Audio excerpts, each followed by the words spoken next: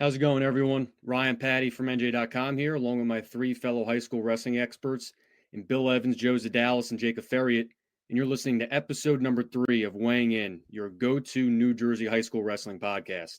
If you missed our first 2 episodes, welcome in for the first time. And if you had the chance to listen already, then welcome back. Guys, this is a big stretch of the season. We're kind of right in the middle of the county tournament stretch. We're also just days removed from tournaments like Escape the Rock down at Council Rock South in PA. That's where Bill was at on Sunday. We also have a lot more to discuss from last week. Joe, I guess we could start with you. There were a couple huge duels last week down the shore that kind of allowed for the conference to once again show how good it is this year, but also some sad news out of Brick Memorial with the passing of Dr. D. Yes, Dennis Deandrea, proud to say he was my friend, died suddenly on Saturday at the age of 74. Boundless energy, ate, drank, slept the sport. A great head coach in his own right. He led Manalapan to back-to-back shore conference tournament titles in 82 and 83. And then he joined Tony Caravella at Brick Memorial. And for 22 years, Brick Memorial dominated shore conference wrestling. As Brian Fisher, the wall coach who wrestled at Brick Memorial, said, when you think of Brick Memorial, you think of wrestling. When you think of Brick Memorial wrestling, you think of Denny D and Tony C. And the interesting thing is, without Denny Deandrea, Brick Memorial is not the Brick Memorial we know today. Tony Caravella knew as much wrestling, as much technique and tactics as any coach I've ever known. But it was Denny who came in and brought the grit and the grind and the tenacity. And he was a contradiction in terms. He was a super hard guy. He was brutal in the room.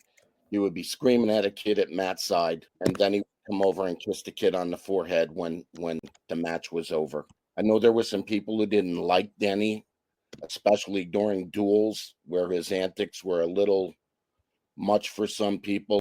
One of his favorite antics was copying Ralph Cramden. For you folks who are young, look that up. Jackie Gleason character. And when Brick Memorial got a big win, he would go bang, zoom. And it was always, that's when you knew Brick Memorial had it clinched, and he would do that.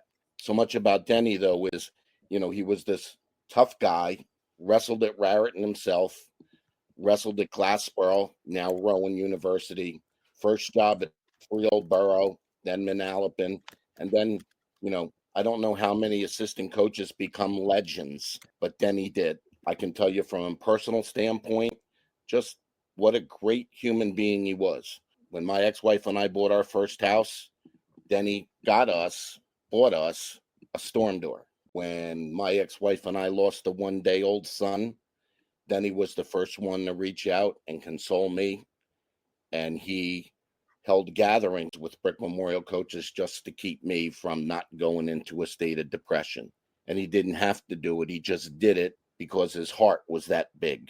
Once he got to Brick Memorial, they just took off. And in 1986, I was the Region 6 ranking chairman, and I was in about a 2.5-hour argument with the other ranking chairman about the number one team in the state. And finally, Stan Woods cast the deciding vote for Brick Memorial.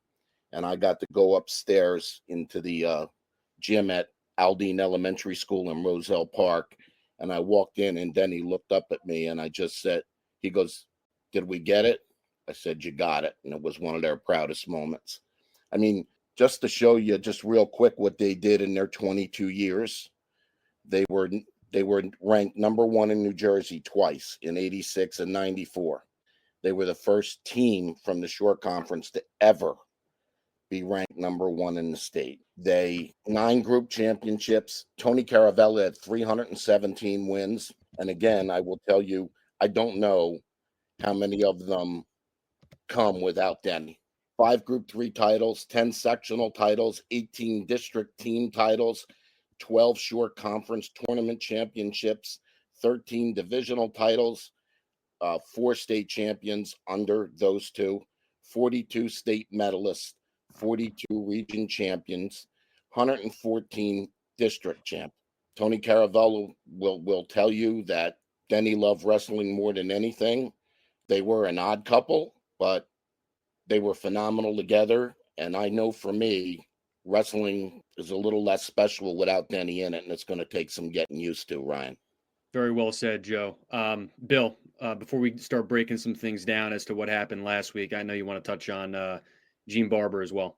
Yeah, Gene Barber, for a long time Absegami coach, also passed away this week after a long illness. He was a Paulsboro graduate and went down the shore at Absegami. Was a gym teacher and coach at Absegami. Won over 500 matches in 33 years there, and really built Absegami into a national power in the early 2000s. From 2001 to 2004. They were 89-0-1. They were ranked as high as number 4 in the country. They were the number 1 team in the state, 3 straight years, and just dominant. Those were arguably the best teams in South Jersey history. When you look at what they did in national level, I remember. I think it was one year they went and wrestled Easton and won like a 1-point match when both teams were top 5 in the country. They knocked at the beginning of that stretch. I remember had knocked off Paulsboro, who had been kind of the standard setter, and then they kind of took off from there. Again, he won 4 state titles there, 6 sections, 18 Cape Atlantic League, 8 individual state champions, only 1 losing season in a 33-year career. Retired after the 2010 season, and again, just not only a great coach, but a well-known, just tremendous human being who was well liked by everybody. Especially when you have teams that are so dominant. There can be some resentfulness from other towns and coaches, but Gene was always well loved. He was the 2004 USA Wrestling Man of the Year. He's in 6 different halls of fame, and really at that point in time, like I said, during that period, elevated that program and brought a lot of attention not only on to Absegami but to South Jersey wrestling. Absegami was the longtime home of Region 8.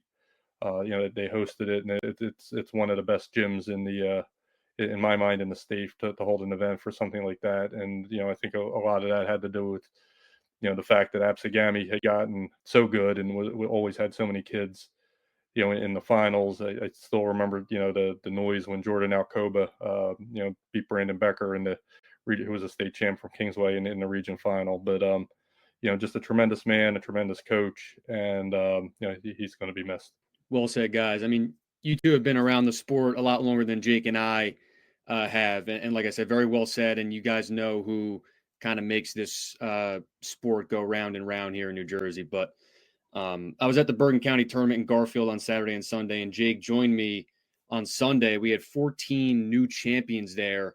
One of them was a returning champion, and Devon Ryan from New Milford. He won his second title. His first was in 2023 as a 113-pounder. But Bergen Catholic was the team champ. They won their 21st title in the tournament, and their first since 2022. They had 14 champ. They had 5 of the 14 champs.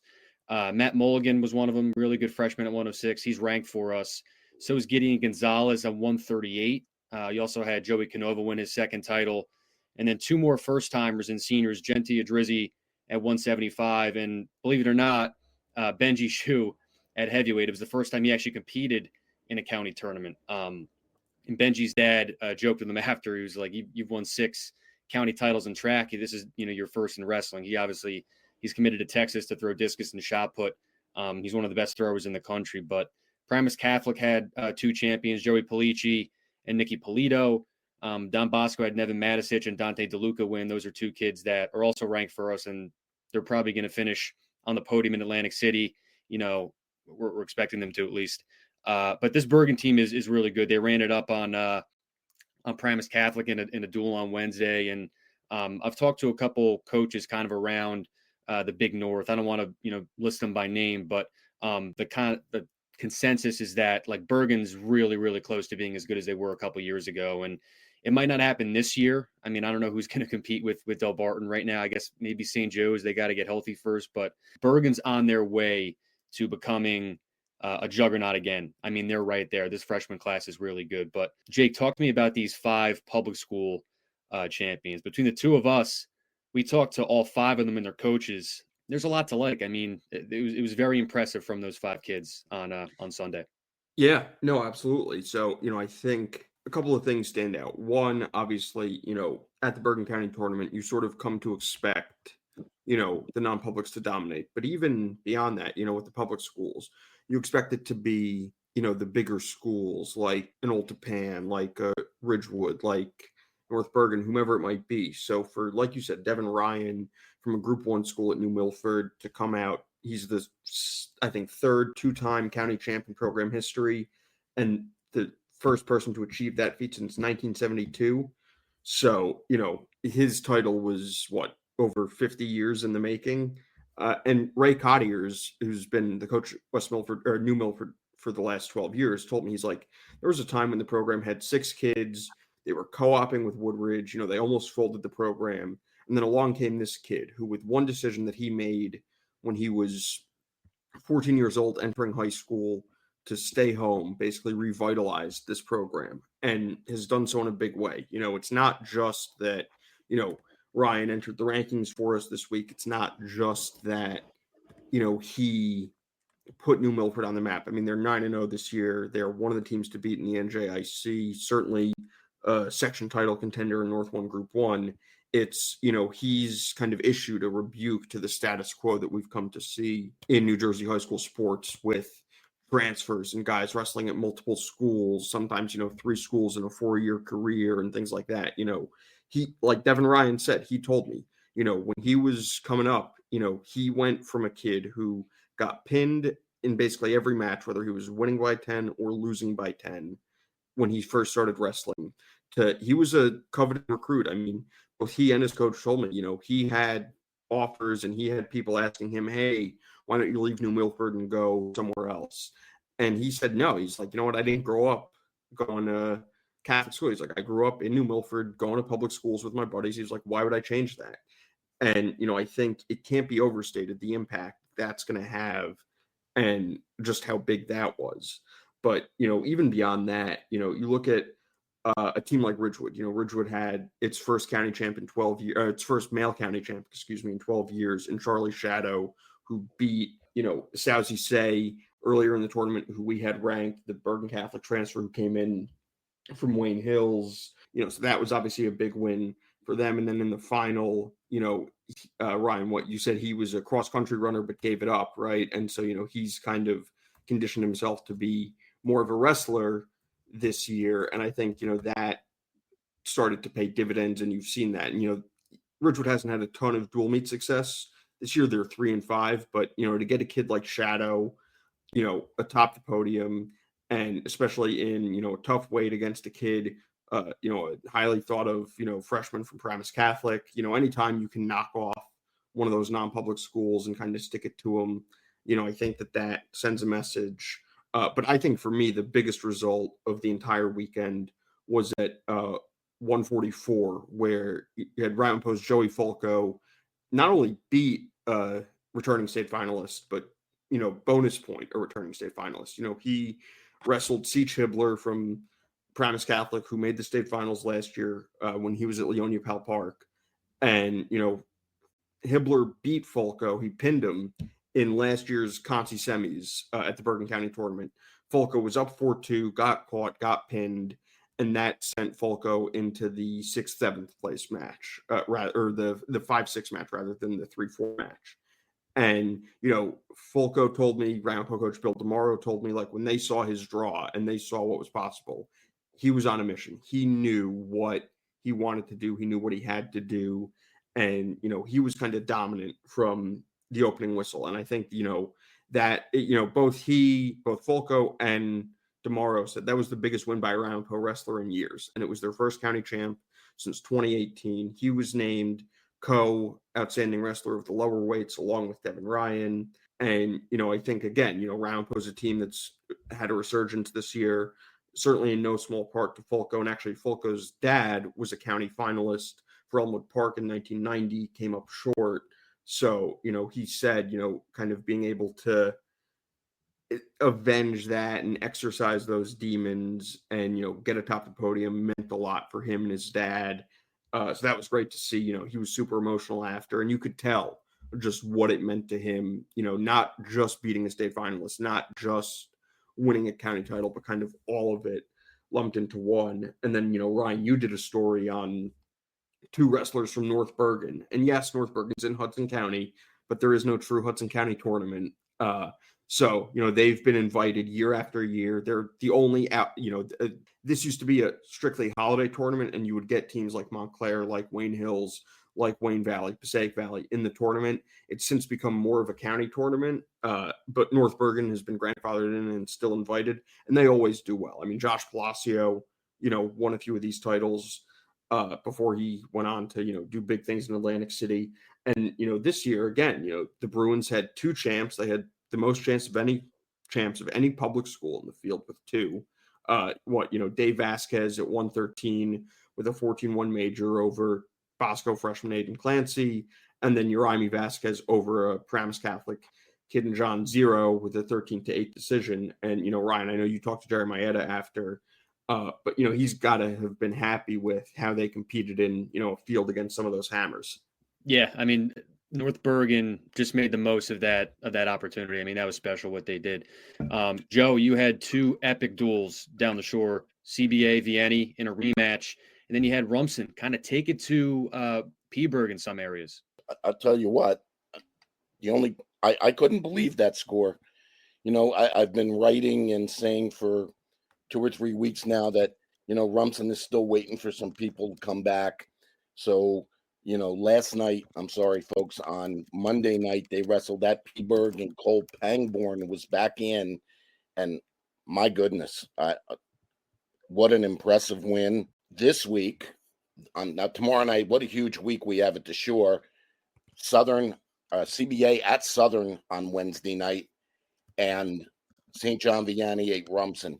But the CBA Vianney match was one of the best dual meets I've ever seen. Drama, all kinds of different things. Vianney had a 29-9 the lead with 4 bouts to go. Match over, right? Well, somebody forgot to tell CBA. So, but some interesting dynamics there. There was a couple of there was a move that was made, and then there was a move that wasn't made, and both came back to figure prominently in the duel. For whatever reason, St. John Vianney's Gould did not weigh in at 120. He weighed in at 126. CBA's plan was to send out the number 1 ranked 120 pounder in the country, Paul Kinney, at 26.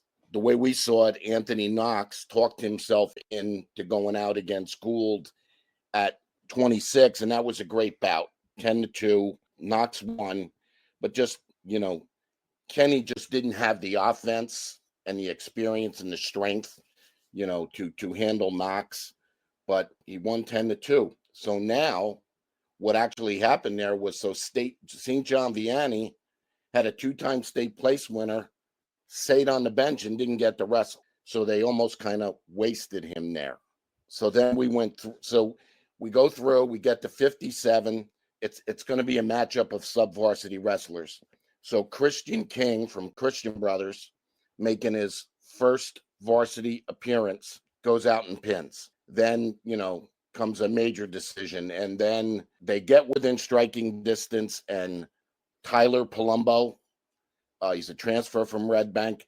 He's coming off a 30-day sit for transferring from Red Bank to Red Bank Catholic to CBA.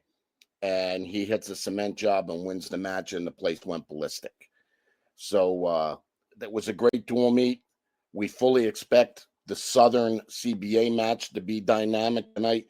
And again, everybody in the Shore is still kind of waiting to see, is Southern going to have Bryce Manera? Are they going to have Hayden Hochstrasser? I know Bill Evans talked to Danny Roy on Sunday at ETR, and he said he's still waiting to hear. So we'll see on Wednesday night. And now you have to wonder if Vianney or if Rumson can match up with Vianney as well as it did Peaburg. And that has the potential to be a huge match. And, we're talking number 3 CBA and number 5 Southern. and number 4 St. John Vianney and number 12 Rumson-Fair Haven. Doesn't get much better than that anywhere in New Jersey. Never mind the short conference, Ryan. Bill, what do you got from the Jack Welch duels? Another great year with that event, and also Escape the Rocky got some news, not only on some ranked matches, we got to see how those unfolded, but some injury news as well, some big injury news. Yeah, so starting with Jack Welch, I mean, it's a 16-team tournament that they hold every year down at Morristown High School, and it's kind of an eclectic mix of teams. You know, there's some state powers there at the top, and then you have about half a dozen pretty solid teams. You know, either close to top 20 or just generally above 500 teams that'll playoff teams, and then there's probably a few teams at the bottom who are rebuilding, and so it's. The way they do it, they put them in the pools, and so the first day you do have some blowouts and whatnot, and then for the second day you have teams that should be fairly evenly matched, but the top teams in this tournament were Del Barton, number 1 ranked team in the state, number 4 St. John Vianney, number 9 Delsey, and what SJV and Delsey wrestled in the semis and was not as competitive as maybe we were hoping it would be, as good of a match as we thought. Riley Coriel at 113 upset Grayson Pettit, who we had ranked at that weight. I know Pettit was not feeling well the day before, didn't wrestle in the 3 matches on Friday night, but gave it a go on Saturday. So that could have factored in. And then there were a couple other toss-ups that all went SJV's way, and it ended up being about a 30-point decision. So, obviously, that was a pretty big gap. And then SJV gets to wrestle Del Barton for the second time. And then, again, another gap there between number 1 and number 4. Del Barton, as many good teams as we have this year, and there's a lot, teams like St. John Vianney, who has kind of stepped up and wrestled a lot of big dual meets that for the first time in a couple of years. Talked to Anthony Knox about that and how much he's just enjoying now this dual meet aspect of, big duel after big duel. They got to wrestle Del Barton now for the second time, and again it was about a 25-30 point difference there. We saw state champ Ryan DeGeorge beat Patrick O'Keefe, who was a state finalist for the second time this season. The earlier match was 10-5. O'Keefe had gotten ahead. DeGeorge kind of stormed back. This one, O'Keefe was up 2-1 in the final 10 seconds, and then a locked hands and an escape, and DeGeorge survived. Alessio Parrington at 165 wrestled Cole Stangl for the second time and teched him again. We have those 2 guys ranked 1-2 at 165, so that maybe shows the gap there, between Alessio and the rest of that field once we get to Atlantic City. But, definitely, St. John Vianney showed, I think, with the win over Delsey, how they've really established themselves as one of the top programs in the state. And Del Barton, once again, it just continues to show that they're head and shoulders pretty much above everybody. And then Sunday, then I went down to the finals or semifinals and finals of the Escape the Rock tournament. Some big wins there, as you noted. JoJo Burke, the freshman at 106 for St. Joseph Montvale, beat Killian Cluccio from Lacey, who was a third place state in the state last year. Was down, actually it was 107 there because they were using PA weights, but for our purposes, they'll be in the same weight class. And that was a major decision by JoJo. And then he went out and in the final and majored the Beast of the East champion. JoJo was 7th at the Beast, so I think that shows where how far he's come just in the month. They got a championship out of Ryan Burton, who repeated. Ryan Burton, one of the top 75 pounders in the entire country. He beat Asher Cunningham from State College for the second time after he pinned him at Powerade, this time 6-1. So just another workman-like performance for him. And then overall, I think St. Joe's had 7 of the 10 wrestlers that they brought placed. And then they ended up 3rd as a team overall. And now today, or sorry, I guess yesterday, Anthony Harris and Ryan Mitchell, who were transfers who were sitting out, became eligible. And Tom Farinaro told me that Adrian DeJesus, the 2-time state champ who's been out since the Beast of the East, going to a doctor's appointment on Wednesday and hope to get medically cleared. And if he does, we'll be in the lineup on Wednesday night against Paramus Catholic. So that'll be a big boost to St. Joe's Montvale, who took some tough losses earlier in the year because they weren't really whole, and now is putting together a squad that might be the next best team in the state behind Del Barton, and could be the team that gives them the best chance to prevail.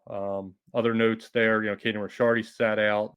He was the St. Peter's state champion, just dealing with some back stiffness. He hasn't been wrestling for the last 2 weeks, but not expecting to be long term. Southern rested most of their team. Only had 5 kids there. So, some teams, some kids and teams are a little banged up at this point. Also, I forgot to mention from St. Joe's, well, mine was with Jonathan McGinty, who made it to the final by beating Gage Patero, who was last year's MOW, who people might remember almost beat Anthony Knox as a freshman a few years ago at that tournament in a 9-8 match. But then McGinty beat him and got to the final and lost to Paul Kenny from CBA. I know who we've talked to, 5-4. McGinty was up 4-2. Kenny got a takedown in the third period and rode him out for the last minute and a half. They've wrestled 5 or 6 times in their life, 3 times in high school. The 2 matches in high school have not been as close as this one. So maybe that's a note for McGinty to, that he's maybe closing the gap. Obviously, Kenny is still our top ranked guy there. But, if those guys meet in the state final, that could have been a preview and, could be a lot closer than, maybe we would have thought it was a month ago. So Bill rattled off a lot of the high-profile matches from this past week, and it was kind of a theme. I mean, there was, great matches, individual bouts from, across the state in duels and county tournaments, and a few that caught my attention. One was Donnie Almeida over Anthony DePaul in a 4-2 decision from a duel a few days ago, and we have Almeida now number 1 at 144 as of today. We're filming this on Tuesday. He's number 1 at 144. Anthony DePaul of St. Augustine's number 4 at the weight. And the win was big in the match for Pope John because it was a considerable upset. I mean, St. Augustine's really good. A 41-23 upset. And it's also Almeida's second win over DePaul in the last 2 years. They met in Atlantic City last year, and Almeida won that 7-2.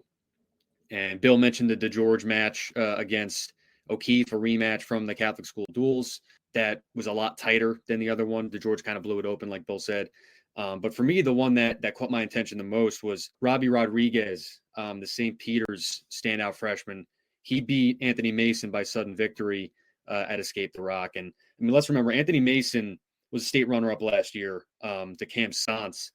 And he wrestled Santz pretty much as good as anyone has in the state in recent memory. That was probably Santz's biggest test in the state. I mean, Mason's an incredible wrestler. But Robbie Rodriguez has proved himself a few times now. He helped St. Peter's fend off Bergen Catholic at the Catholic School Duels. In the final couple bouts there, it got tight. That match got tight, and St. Peter's fended them off thanks to Rodriguez. And Charlie Esposito from St. Joe's majored Robbie Rodriguez later on in the tournament at Escape the Rock. And obviously a couple weeks ago, Cam Santz pinned Robbie Rodriguez at the Catholic Duels. But this was a moment for Robbie Rodriguez to kind of make a statement, show himself. He's a running back on the freshman team this past year. So he's a tough kid. I mean, he's a very tough kid. And he's impressed me so far for a St. Peter's team that looks a little more juiced up compared to last year. Bill, tell us about some of the other ones that caught your attention. Another one from Escape the Rock that we haven't mentioned yet.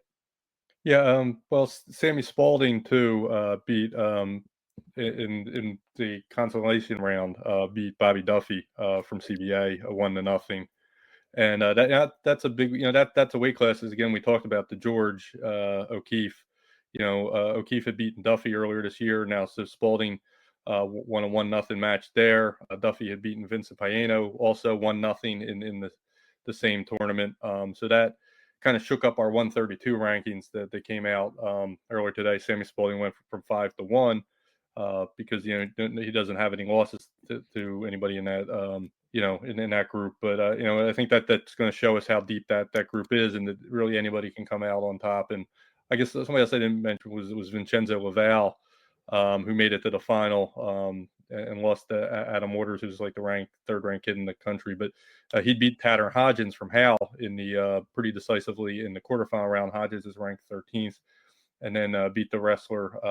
Is now state wrestler Kuharchik, I believe is pronounced, but he was number 6 in the country, and Laval was 9. That had 4 of the top 15 kids in the weight class at 189, and that was a pretty impressive performance for Vincenzo to get to that point. Obviously, the number one wrestler in the country at that weight class is a New Jersey wrestler in Harvey Ludington, who was not there. But a big tournament for Laval as well. And like I said, for Spalding, for seeding purposes, once we get to the state tournament, he also has a win over Dalton Weber from Pope John this year, another kid that's in that weight class. So those were, a lot of times at Escape the Rock, sometimes you'll see a state finals preview in the in the wrestlebacks, and we might have seen a couple state final previews there, but whether it be Duffy and Spalding, or in the semifinals with Coluccio and JoJo Burke. I think there were a few matchups there that kind of not only reflected our rankings, but are going to we're going to see in Atlantic City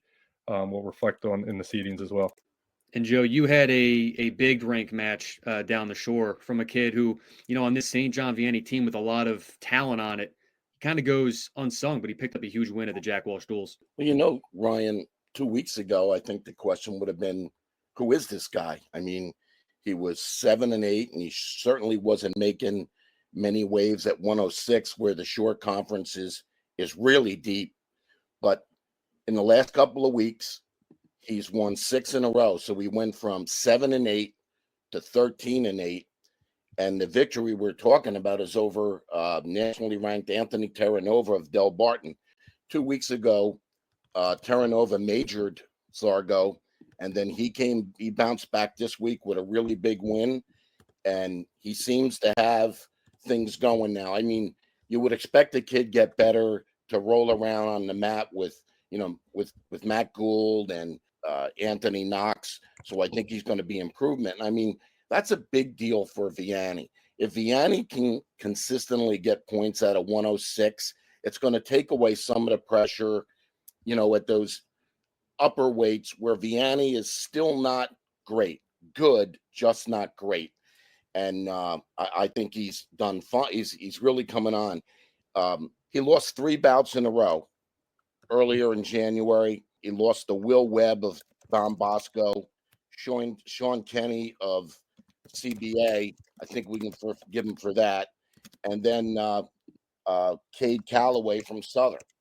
So he's kind of found his footing, and I think he's on his way. And that's good news for Viani with the Shore Conference tournament coming up this weekend, right? Yeah, that's a huge win. And a team that I guess is not necessarily licking its wounds, but trying to close that gap that it has with Del Barton right now. But I mentioned on last week's episode that we're a month away from the team state championships at Rutgers, and now we're well inside of a month away. And when you look at how things project in some of these groups, you see how good Delsey is in Group 3, and you have to think that once again they're a huge favorite. And the same goes for Southern in Group 5. Del Barton in non-public A, Camden Catholic in non-public B. Group 4, you have 2 really good teams at the top in Peaburg and Mount Olive. Obviously, Ridge is up there as well. They beat Mount Olive last year. And Middletown North has been one of the Shore surprises. But, there's dark horses across all these groups here that can make some noise and make deep postseason runs. And a team that I wanted to talk about is High Point. And, now they're 800 win all-time High Point because they did that last week. And, they're reminding me a lot of Bergen Catholic in that, last year wasn't their year, but now that's in the rear view, and they're kind of making big strides. And High Point wrestles a tough schedule every year. They didn't necessarily weather the storm that well last year. They finished 10-9. They lost to Jefferson twice, and that was kind of unheard of, before last year. Like, that didn't happen. High Point did not lose to Jefferson. That was unacceptable. So last year was, uncharacteristic, but now they already have 10 wins. They have 9 region qualifiers back from a year ago, and one of them is Nick Clayton, who is a multi-time state qualifier. He didn't wrestle at HWS, but he's back, and he's kind of the glue of that team. He was there, when they won Group 2 kind of out of nowhere. They beat GovLive in their backyard at Rutgers. We didn't expect that to happen. And he was there on that team. And, you look at him now, he's kind of the glue. I mean, he's one of the most important wrestlers on that team because he's seen it at its highest point and at its lowest point. And that's the experience you want leading the team. They also have an HWS champ in Gavin Miracle, and they have some impressive wins. They beat Howell, Kittatinny, Ocean Township, Middletown South, Sparta. So they have some teams that, really have them building a solid resume, and their losses, they're not bad losses. I mean, Southern, Mount Olive, West Essex, North Hunterdon, it's a gauntlet. I mean, that's an absolute gauntlet of a schedule. So They also wrestled a Mustang individually. So first year head coach Billy Smith is getting these guys battle tested, and they're going to be a team that's in the mix in Group 2. But Bill, who are some of the teams that are trending upward for you right now? Yeah, Woodstown in Group 1 had been having really a disappointing year to this point. It was out to a 4-7 start. Just maybe wasn't beating some teams that you thought that maybe that they could have matched up better with. And then they're now 8-7 and because they've won their last 4 matches, so they're starting to get their footing. But the key for me too is during that slow start. One of the 4 wins that they had was against Audubon, who is now 14-1. So that's Audubon's only loss.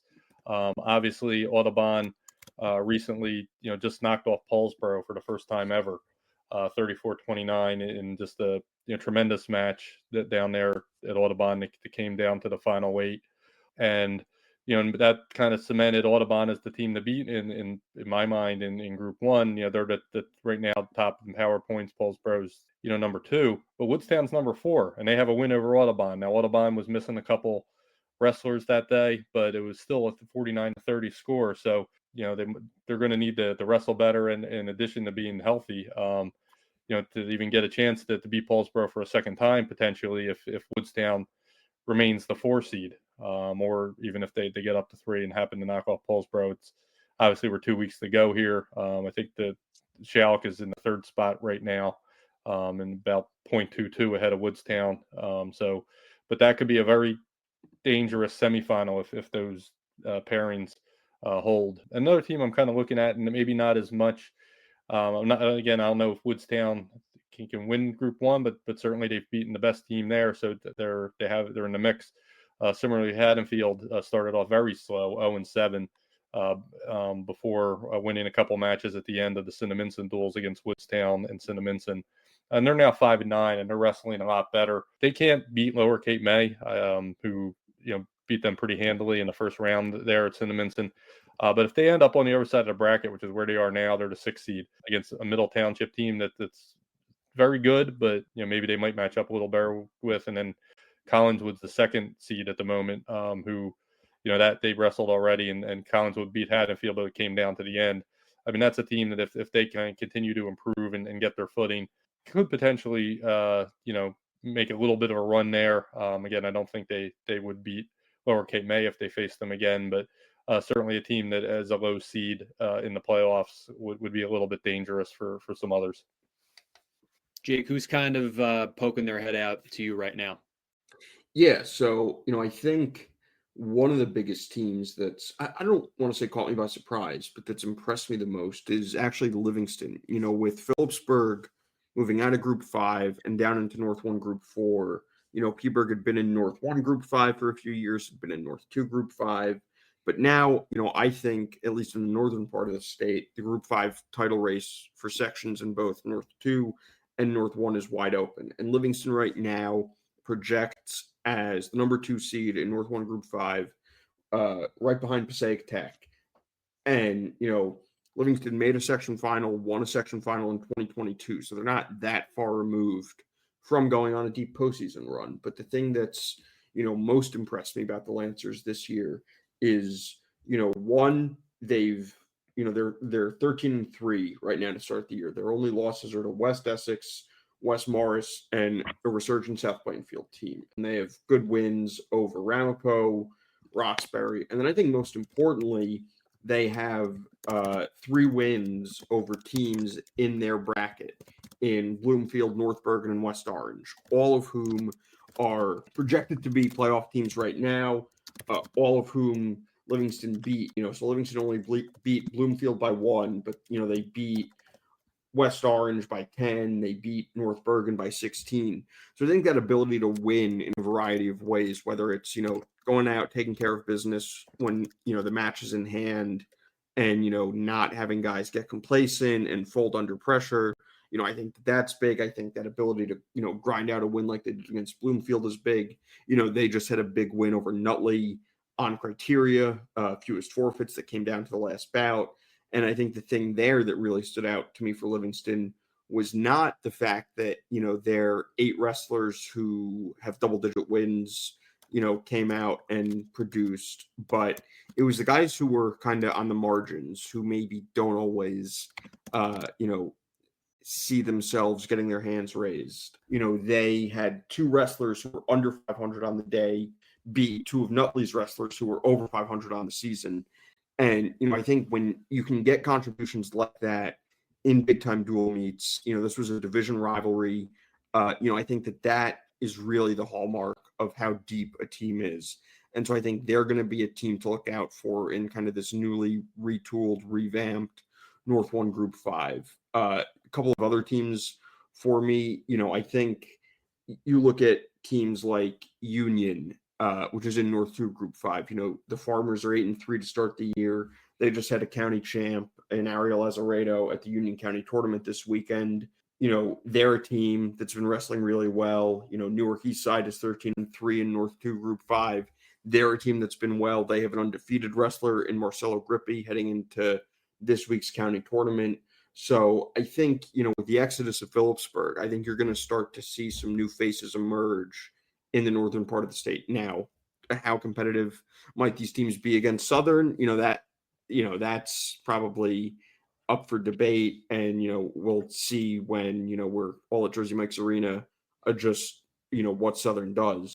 But I think the fact that we're getting new blood and seeing new teams, I think, is a good thing. And obviously I was at the Bergen County tournament over the weekend. I was also at Union County on Saturday, and I think there the thing that I noticed is one, Cranford, who was a top 20 team for us, still is. They won their 10th Union County title in a row. They already have the record. Roselle Park had the previous record by winning 7 in a row, and they've won their 13th title. Roselle Park has the record there with 14 titles. So, I think Cranford's always a contender in Group 3. I think seeing how they might match up again with Delsey in a Group 3 final, or with a team like West Essex in a Group 3 semi or a section final, I think will be really interesting. Governor Livingston, they made a section final last year. They lost to Caldwell. They had 3 champs at the Union County tournament, including guys who were hurt. Jake Kreisberg was concussed and missed a lot of the first month of the season, so he didn't make his debut until January. Brandon Rayak, who was a county champ for them and a state qualifier for them 2 years ago, transferred to Paramus Catholic last year, came back to Berkeley Heights and is at GL again this year, won a county title again. So I think as they're starting to put the pieces together, year 2 for Matt Liberato's group should definitely be another successful one, but they might run into Caldwell again. And I think Caldwell, for me, we've talked about them a few times. They've been, I think, one of the biggest surprises of the season. They're 10-1 right now. They were just handed their first loss, 33-31 to Del Val. Came down to state medalist Jaden Perez against Anthony Barrett, who's been a stud freshman for Caldwell. And, Perez won by decision. And I think that the fact that a kid like Barrett, who's a freshman, who's highly touted, is able to hold a state medalist to a decision, even though it was Caldwell's first loss, I think that speaks a lot about the caliber of guys that Sean Romano has in the room, that, they're not going to count themselves out. And, I think if you look at the schedule, they've definitely beefed up their schedule this year with wins over Passaic Tech, with wins over Old Bridge, Kittatinny, West Morris. They still have Emerson. They've got Bridgewater. They've got Old Tapan. So, I think that's a team that, they won a section last year. I think they're very determined to get back there, and they should have no problem doing that and getting back to a section final. And then in North 1 Group 4, Ryan mentioned, obviously, Phillipsburg's there along with Ridge and Mount Olive. But I think North 2 Group 4 is almost just as interesting. You've got North Hunterdon and Watchung Hills, 2 Skyland Conference teams, both off to very good starts. Watchung Hills is 11-1 to start the year. Their only loss was a pretty respectable 40-22 loss against Phillipsburg. They won the Somerset County tournament. They have one of the state's best lightweights in Anthony Deandrea, who's a 2-time state medalist.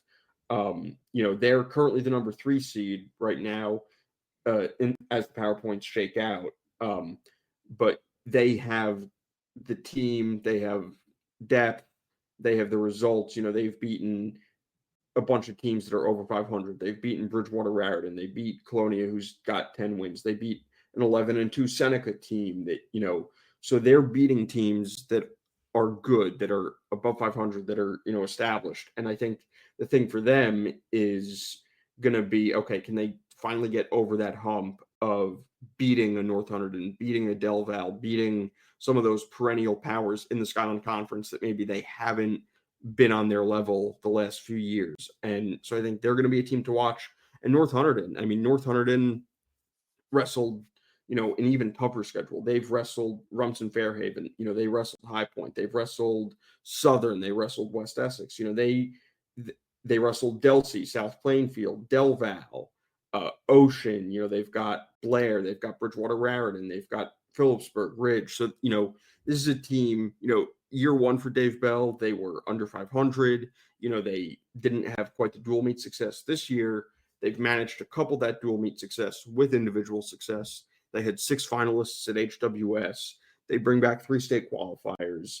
They just beat Delaware Valley a couple of weeks ago, 34-33, in a big win for them. They beat High Point 47-23. They lost to Ocean by 1. So I think they're a team that, with Ridge in North 1, because Ridge, made the Group 4 final by virtue of winning North 2 Group 4 last year.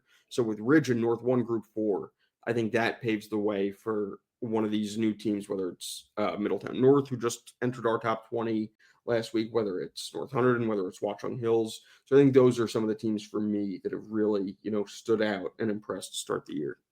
Joe, we've talked about a lot of the shores so far, but there's a couple of things we haven't touched on yet. Wall's one of them. And how about the entire town of Toms River in terms of wrestling? Yeah, who'd have thunk that, Ryan? At the beginning of the year, certainly it isn't me. It wasn't me. Toms River Wrestling has just been down for such a long time. Listen, they have a tremendous feeder system with their middle schools. Mike and Dave Oyserwitz, the brothers who led Toms River North to 3 straight Group 5 football championships, are the head coaches at the middle school. Dave Oyserwitz's son, Brock, was one of those kids coming out of that feeder. He's a starter at CBA now. So if you look at the South Jersey Group 4 PowerPoints at this point, Toms River South is number 1. They're 12-0. Toms River East, under Tony Caravella's nephew, Chris Gianos, is 8-9. And, that's a program in transition. Chris Gianos was named head coach. And before him, the only coach Toms River East ever had, the great Warren Reed. They're figuring it out. They're 8-9. I will say this. It's a nice turnaround story. I don't know how they're going to do in the tournament. Toms River South is wrestling a lot of young kids. So, I think their best years are still yet to come. But, you can't ignore what they're doing. They have not wrestled a super challenging schedule. But you know what? When you're trying to rebuild, the most important thing you can do is find teams you can compete with. Then your wrestlers get wins. Your wrestlers get seeded in tournaments. Your wrestlers avoid the high seeds. And that's how you start getting PowerPoints and things like that. I guess scanning down the Toms River South schedule, their best win was over Woodbridge. They beat 7-7 Notre Dame. So, it's nothing to get too giddy about. But the good news is we're seeing that program, start to be competitive again. And, Toms River East has wrestled a little bit better schedule. Its losses came against Monroe, decent team, Robbinsville, a decent team, Ocean Township. So, again, that's positive. When Ryan was talking earlier about Group 2, I would be quite remiss not to mention the defending Group 2 champs. That's Rumson-Fair Haven. Hell, anytime you win 9 bouts at Phillipsburg, you're what you become a contender. And, I think the Bulldogs are the team to beat.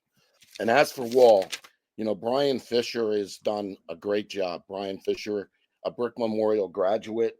On Saturday, he got his 200th dual meet victory, which is a nice thing at a program there. Wall is 12-2. It was their first winning season. They had their first winning season last year since 2020. And again, this is a young team. Brian Fisher has told me that even when his seniors graduate, that team is not going to take a step down because of the young talent they have. So they're going to be a contender. I don't know if they have the overall lineup depth, to make a run to the sectional title level. But as they say, that's why you wrestle. All right, so let's wrap this up and look at some stuff that we have on the docket for next week. I'm going to be at the Passaic County tournament on Saturday at West Milford. Should be a fun one. It always is. The county's got a lot of good teams this year. Wayne Valley, Passaic Tech, Passaic Valley. Clifton's always competitive. DePaul's got some talent. Ryan Langemeyer from Lakeland, he's one of the best wrestlers in the county. So I'm pretty excited to see what happens there. I think, between the individuals and the teams, there's a lot to look forward to. And on Friday and Saturday in Mount Olive, you have the Morris County tournament. They won't have Del Barton in the field this year. The Green Wave will not be there for the first time in a while. That streak's going to end. They're going to be at a quad at St. Ed's in Ohio. So that kind of opens the door for other teams in the county, especially Mount Olive. I wonder if they're going to do kind of what Del Barton did, and that's crown a ton of champions, crown 7 or 8 champions I'm talking about. So I think that Mount Olive could have that kind of showing. Anthony Piamonte did medically forfeit out of the Escape the Rock tournament. We'll see what happens there. I'm actually going to see them tonight. Like I said, we're recording this on a Tuesday. So Mount Olive's got Pope John tonight. I'm excited to see that one. But we're going to get a very good look at Mount Olive during the Morris County tournament, hopefully. But I think you're going to see kids like Vincenzo Laval, Tommy Borgia from West Morris kind of cut into Mount Olive's success. That championship number will be high. I think they're going to get a lot of champs, but it's not going to be like, what Del Barton had of 11, 12, but it'll be close. There's a chance it's close. So, Jake, you have a few county tournaments you're keeping an eye on. What do you got? Yeah. So tomorrow and Thursday at Cody Arena in South Orange is the Essex County tournament. They always do a great job. It's always nice to have a midweek tournament to break up the monotony and let you get to a couple of different places on the weekend. Seton Hall Prep won the team title last year. The Pirates have struggled a little bit on the dual meet front this year, but when push comes to shove, it's hard to bet against the individuals that they have, whether it's Rocco Salerno, who we have ranked number 2 at 215, whether it's Clark Rich, who's ranked at 190 for us. I think they have the individuals, obviously Andre Marrero as well as returning county champ, and Anthony Pellegrino and Joe Viola. So, they have guys who are state qualifiers who've made deep runs in this tournament before. So, I think it's hard to look past them, even if maybe the dual meet wins haven't come. Caldwell, obviously, we've mentioned, they've a stud freshman in Anthony Barrett. They've got Carmine Sipper. They've got Matt Ruan, Yankee Maybe, KJ Lissenden, Solomon Soriente. They have a bunch of guys who, went from single-digit win wrestlers or, sub 500 wrestlers 2 years ago to last year. Basically, all of those guys I just mentioned, except for the freshman Barrett, improved their win totals by double digits. We're all 20-plus match winners. So, I think that's going to be interesting to see how they shake out. I think West Essex is always tough. They've got Reed Clausey at 144, who is one of the best wrestlers in that weight. So, there are going to be a lot of good guys competing for titles. Timu Menbeleg at St. Benedict's is another kid who we have ranked. He sort of burst on the scene last year for the Graybees in their return to NJSIA action, and he went on to medal down in Atlantic City. So, I think those teams and those guys are going to be ones to watch. And then over the weekend, you've got the GMC tournament where, yes, St. Joe's Metuchen, they've been, sort of the standard bearer the last few years. Hard to imagine them not winning the team title again, but, that race for number 2 is going to be interesting, whether it's Old Bridge, whether it's East Brunswick, whether it's Monroe, whether it's, South Plainfield, which has seemingly turned around its season. I think that race for number 2 and who's going to be the top public school, is it going to be one of those teams from the Red Division? Is it going to be, could a team like North Brunswick that's sitting atop the Blue Division that has won double-digit matches for the first time in a long time, they're 10-3. Could they impress? Could it be somebody from, the second tier white division like Colonia or Woodbridge. I think there are a lot of interesting storylines in that race for number 2, and that race for who's going to be the top public school is going to be a really interesting one to see how it plays out at the GMC tournament. Joe, what do you got from the short conference this week? We have the short conference tournament at Lakewood on Friday or Saturday. And, Ryan, it's kind of a mixed bag for me, this tournament. I'm both excited and disappointed all at the same time. Excited because, the short conference tournament has 4 returning state champions among its field. Amato from Rumson and Knox from Viani and Rocco Delegata from Viani and of course Harvey Luddington from Brick Memorial. 3 of those guys are ranked number 1 in the country. Disappointed because Southern Regional, as has been the case the last few years, will not wrestle there. They're going to go wrestle in a quad or a tri, which is really disappointing. And then CBA, we've been told, is not going to be in. I would really like my information to be wrong there. If CBA and Southern were wrestling, there would be 35 wrestlers ranked in the NJ.com individual rankings in that tournament. It's going to be a great tournament anyway. And just an example of how deep the short conference tournament is going to be. Thomas Blewett of Middletown North, who was 18-0, will likely be the number 6 seed. The tournament is going to be seeded on Wednesday. And you know what? I got my eye on the 144 weight class, and I'll tell you why. The number 1 seed is probably going to be Jake Saltzman, deservingly so, from Viani.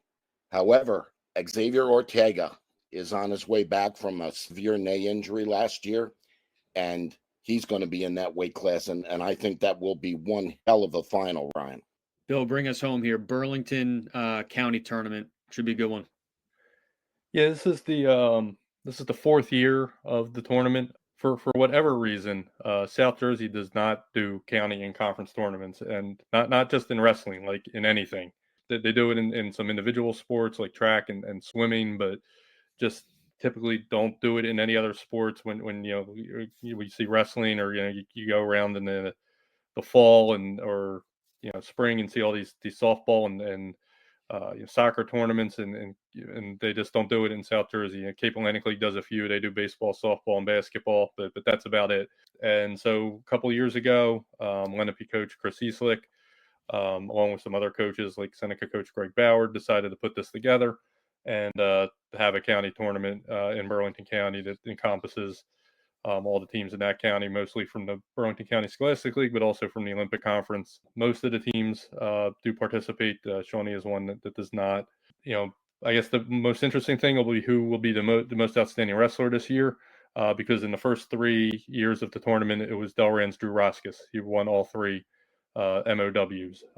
So I suggested last year, maybe they should just name the award after him and call it the Drew Roskos Most Outstanding Wrestler Award. I don't think they're going to do so. The Delran coach Nate Martyr had said, he's Jackson Weller, who was a freshman last year, and is now a sophomore.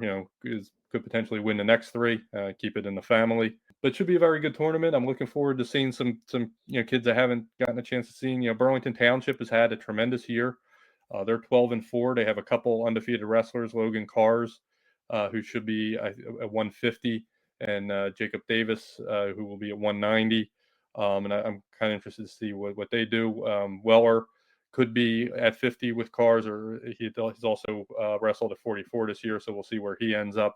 And then, Seneca's won the last couple team championships. Rancocas Valley won the first one. I imagine they'll be 2 of the teams in the mix. Lenape is also very good.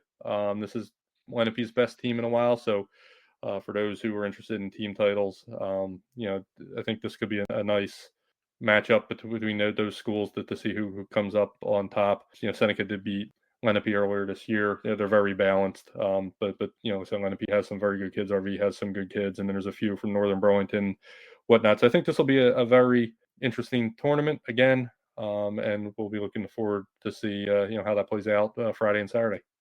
So that'll do it for episode number 3 of Weighing In, your go-to New Jersey high school wrestling podcast. Check out our previous episodes on NJ.com and also on YouTube. We're also expecting to be on Apple soon enough, so you'll get us on there. And we also want to thank our producer, Brian Decon, as always, for putting this production together each and every week.